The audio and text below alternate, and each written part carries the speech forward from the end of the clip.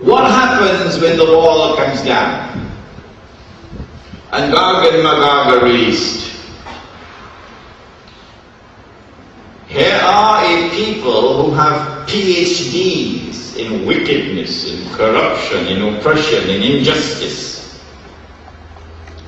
and who are going to function as the right hand and the left hand of Dajjal. And so they're going to also have a PhD in deception. They tell lies upon lies upon lies. But in addition to this, the Prophet said that Allah said, Hadith al-Qudsi, listen to his words. I have created creatures of mine so powerful that none but I can destroy them. You want to wage jihad against them? They'll beat you. They'll beat the daylights out of you. I have created creatures of mine so powerful that none but I can destroy them. And so when Gog and Magog are released in waves, one after the other, eventually, they take control of the world. With a power which is unique in all of history. An indestructible power. A power which cannot be rivaled by any possible combination of rivals.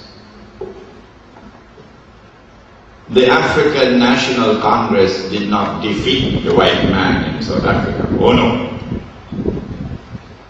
The white world order realized that this was an embarrassment, apartheid, with which we could not live if we wanted to pursue our agenda. And so because it was too great an embarrassment, Washington decided that apartheid must go. And when Washington imposed sanctions, then the white regime in South Africa began to crumble. So you cannot, not any combination of rivals, you cannot defeat and destroy that power. When Gog and Magog are released then, power will now rest on foundations which are essentially corrupt. But more than that, the Prophet said that Allah said, it is a Hadith al-Qudsi, that on the last day after we have been resurrected, and then the judgment is to take place, that Allah will say to our father Adam, take out or separate those for the hellfire. It's a strange statement, strange, you need to digest it. Our father Adam will then ask, how many are they, O Allah, for the hellfire? To which Allah subhanahu wa ta'ala will respond. I don't think they'll publish this in the Express. Allah will respond and say, out of every 1,000, take 999 for the hellfire.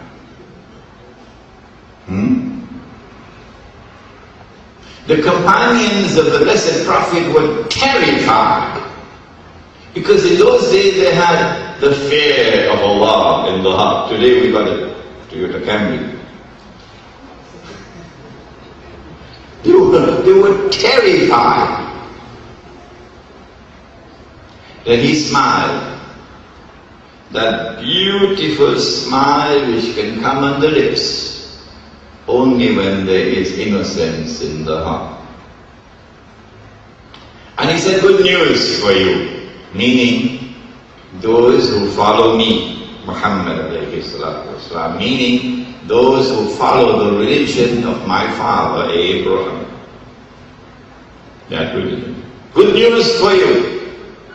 The one for heaven is the one who follows the religion of Abraham. alayhi salam. But the 999, meaning the global society, embraced by globalization. And so South Africa shouldn't be so happy about getting the World Cup, because it's part of the march of globalization. Nelson Mandela doesn't understand that. I think Winnie Mandela would understand it. The 999 would all be the people of Gog and Magog. You might have a Hindu name, or you might have a Christian name, or you might have a Jewish name, you might even have a Muslim name. But that is only the external form. The internal substance is you've been embraced by Gog and Magog. And so when Gog and Magog are released, power will rest on foundations which are not only corrupt, but also godless. Are you beginning to understand? Are you? Yeah. Essentially godless. And so power will now be used not to punish the oppressor. No. Power will now be used to oppress. Power will now be used to corrupt. Power will now be used pitilessly to take from the